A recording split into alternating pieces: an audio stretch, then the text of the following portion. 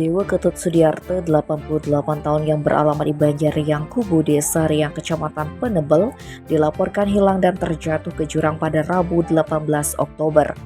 Kalak BPBD Tabanan, Nyoman Srinadegiri menyebutkan laporan kehilangan Dewa Sudiarto baru diterima pada Rabu 18 Oktober.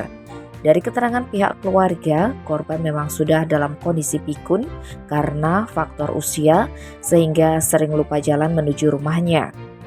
Untuk kejadian korban tidak pulang ini menurut keluarga sudah terjadi beberapa kali. Namun hilangnya korban kali ini diakui keluarga merupakan riwayat hilang yang cukup lama. Untuk aktivitas pencarian, Srinadegiri menjelaskan pihak BPBD Tabanan yang berkoordinasi dengan pihak kepolisian dari Polsek Penebel dan personel dari kantor SAR Denpasar sejak Rabu lalu terus melakukan pencarian. Adapun target pencarian dengan melakukan penyisiran ke arah utara dan timur dari rumah korban, mulai dari menyusuri areal persawahan di sebelah timur dan kawasan perbukitan dan jurang di sebelah utara.